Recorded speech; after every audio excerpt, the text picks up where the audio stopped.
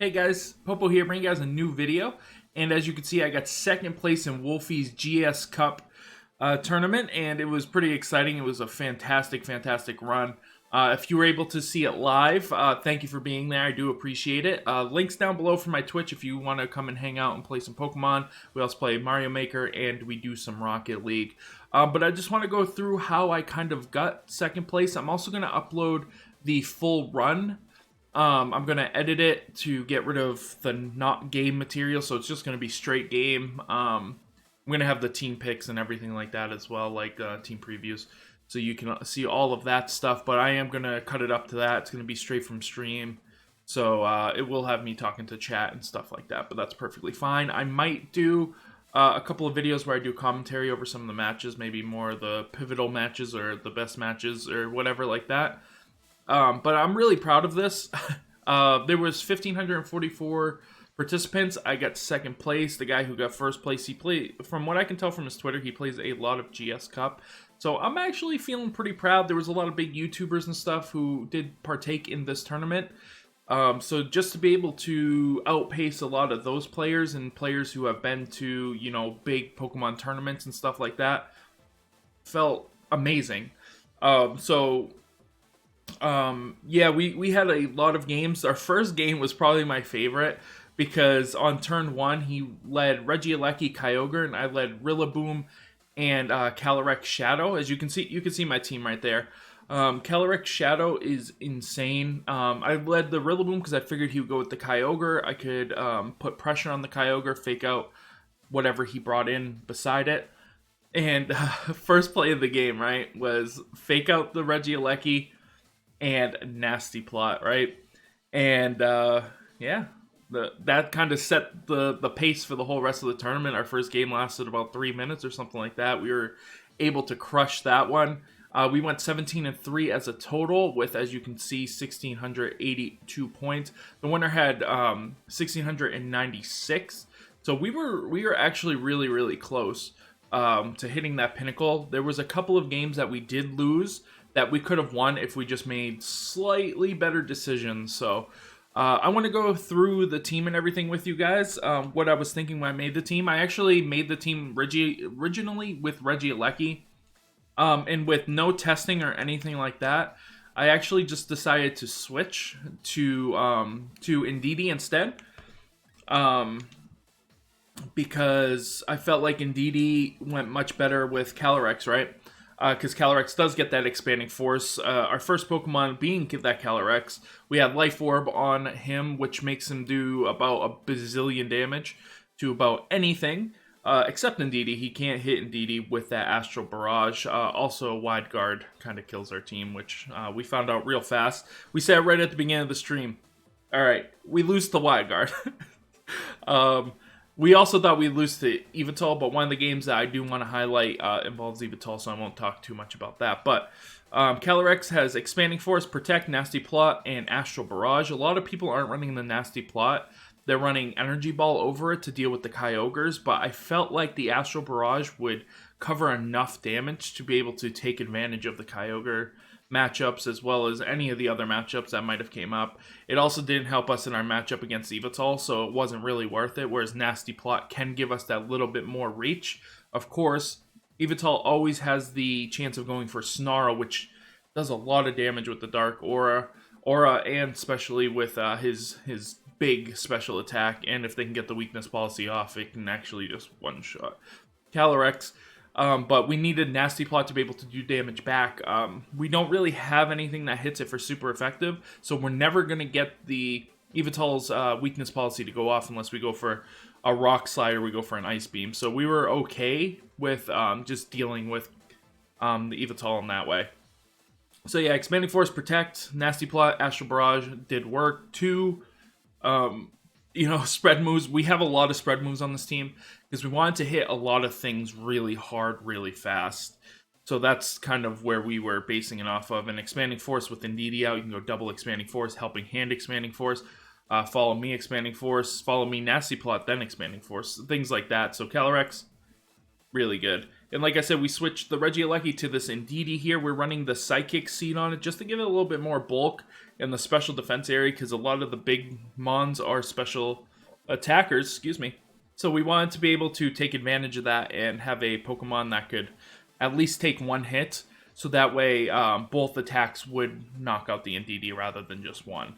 Of course, it is pretty decent against the Calyrex because it can't get hit by that ghost attack. Usually they'll try to hit it with the energy ball, though we didn't see any of that anyway. So that worked out perfectly fine. Next, excuse me. Next we have the Kyogre.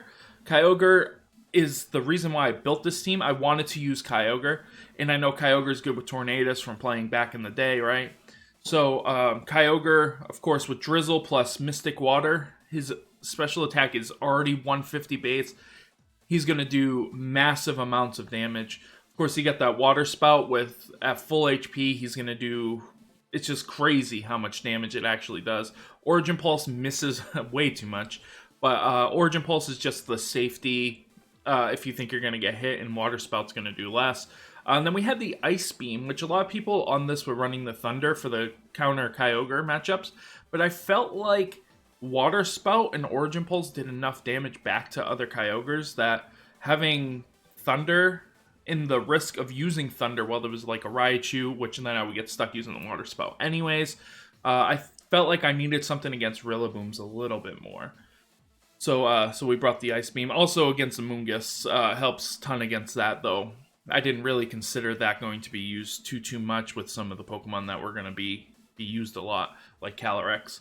And then the Protect, of course, we're only running 2 Protects on our team, and that's on Calyrex and Kyogre. And the reason for this is because these are the 2 Pokemon that are going to be targeted, right? Nobody's wanting to target Indeedee, so therefore I can go with a Protect with Calyrex, Mystical Fire on something, right? Or I can go Protect, Expanding Force, because people aren't really targeting the Indeedee, they're targeting the Calyrex. So it allows us a little bit more movement within our team. And if they do predict us, it could be bad situations, which we found out in one game. Whereas if we went for Astral Barrage, we actually would have won the game, but we protected. And we ended up losing that game because of that one move. But yeah, so that's why we're running Protect only on those 2. Next, we have Tornadus. We have Hurricane, Tailwind, Taunt, and Heat Wave. Heat Wave is very, very good because I knew I was going to see a lot of Rillabooms and Zacian. Zacian is pretty nutty, though we didn't lose to a Zacian, so I feel pretty good about that. Actually, did we lose to Zacian? We might have lost to Zacian, but indirectly. The Tornadus just does work against a lot of Pokemon. Nope.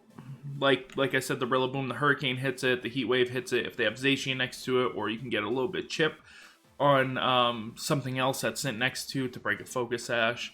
Under Tailwind, Kyogre is spec to outspeed Regielekis, and Calyrex pretty much just outspeeds the whole plethora. And we'll go over my sets in a minute here. We're just going to go over why I picked the Pokemon first. Of course, Taunt is good. It's going to allow you to just taunt things away if you already have Tailwind up, especially. And Hurricane does about 1 billion damage, especially if you have Kyogre out. It's not going to miss. Heat Wave's not as good when Kyogre's out, though you can still use it to potentially get burns for win cons, right? Next, we have Rillaboom. So we're running Darkest Lariat, which nobody is running. After checking the spreads, everybody's running Knockoff over this, but I'm going to tell you why I'm running that.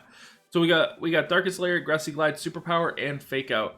Of course, you want Fake Out, and we're running the Assault Vest. So this is a bulky Rillaboom that does a lot of damage. Fake Out's going to allow us to position better. We can stop Tailwinds from being set up, because going for a Fake Out onto like something like a Tornadus or a Whimsicott and then going for an Astral Barrage just kills them. So that's always a good path. Of course, you can't Fake Out Calyrex, but you can also put a lot of pressure on Kyogre with not only the Fake Out, but with the Grassy Glide, right? And having that Assault Vest, it's going to live whatever Kyogre can really do and do a lot of damage back. And the reason why we're running Darkest Lariat is because I figured there'd be a lot of Incineroars. So we wanted Darkest Lariat to be able to still hit Calyrex for full power. We didn't want to be intimidated twice or something like that and then hit a Calyrex and not do enough damage. So we just wanted to make sure we had that reach to be able to hit anything. We never clicked it. We only ever clicked Fake Out, Grassy Glide, and we clicked a Superpower once or twice. But it was just there just in case. I wouldn't have clicked Knockoff anyways, so I guess it didn't matter. But I liked having Darkest Lariat. Landers, we actually only brought to one game, and it was the first game, and we only brought him out once. Like, we switched into him, but the game was already over. It was just to take a Fake Out and to intimidate a Pokemon just to confirm our win con. So we had him with Choice Band. We had Earthquake, Rock Slide, Superpower, U-Turn. A -3 Landorus with Choice Band actually killed a Zacian that was at like 60, 65 when I was doing testing with this with my buddy Mr. Cold. So yeah, I was like, yeah, Landorus definitely fits in here. He's really good against Zacian. He's really good against Incineroars. So if teams were bulking up on both of those and maybe had another Steel-type Legendary or something like that, Landorus would have been the play. Just really good overall Pokemon. You get Tailwind up, he's going to be so fast. He's really good next to Tornadus because you can do stuff like the Heat Wave plus the Earthquake to just kill a lot of things. So I think it was a good choice, even though we didn't really bring it. But now let's go over our spreads. Our spreads are actually pretty standard here. We're not bringing anything super, like, unique, except maybe one of the Pokemon. So first we have the Calyrex Shadow. Calyrex Shadow, oop, hold on. There we go. Calyrex Shadow, it has the, we don't have 0 attack IV, so don't pay attention to any of that stuff. Yeah, we do have 29 on here, though, but 4 HP, 252 special attack, 252 speed, timid. So we wanted to be able to either speed tie or outspeed other Calyrex Shadows because they do one-shot each other, right? Because they're 4 times weak against Ghosts. So we want to be able to at least give us an opportunity to speed tie. And if we get Tailwind up, we know we're going to outspeed them every single time. And if they also get Tailwind up, once again, we'll be at that speed tie. If they went Modest, we're outspeeding them every time and they're going to die. So I felt like that was the best set to kind of give that Calyrex there. Next, we have the Indeedee with Psychic Seed, of course, like I said. And then the 252, 220, and 36 special defense with Calm. 29 speed, that just happens to be... I got this Wonder traded to me that was already ready to go, except it didn't have max speed, which is perfectly fine. Because with this, it means that we outspeed Rillabooms that are 31 IV, which is perfectly good. So we want to keep it like that. And Indeedee just does work anyways. Of course, with the Psychic Surge and then just being able to follow me and not be able to be faked out and whatever else, it's really strong. Mystical Fire played a pretty good part as well because we used that on Yveltal because our team is extremely weak to Yveltal. So I'm glad we didn't see too many Yveltal teams going into this because we could have just gotten washed out by Yveltal teams all day, though the one that we did play, we did beat. And we also played a Moltres team, which plays a similar role, and we were also able to beat that team as well. So, pretty decent if you ask me. Then Tornadus with the Focus Sash. I don't think I mentioned that earlier, but just basic 4 HP, 252, 252. You just want him to be fast. You just want him to do damage after he already set up Tailwind and stuff like that. So, you just go with the basic set. Once again, Hurricane doesn't miss if Rain is up, so pairs perfectly with Kyogre. Then we have the Kyogre. So this is probably the weirdest set that we have. So we have 12, 4, 252, 4, 236. So we could have actually went 8 less on here, though the 8 anywhere else didn't really change any of the calcs that mattered for me. So I just wanted that one extra speed just in case I calced it wrong and it doesn't outspeed the Regieleki, just in case like some weird, rounding error if you have pluses into your speed or whatever. I just didn't want to take that chance.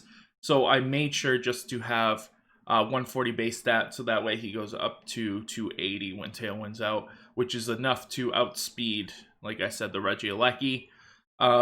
And that mattered a lot in this tournament because we were able to, tailwind and go for the water spout. We didn't see any focus sash Regielekis, which was really good for us because if we did, there was a chance we could just lose.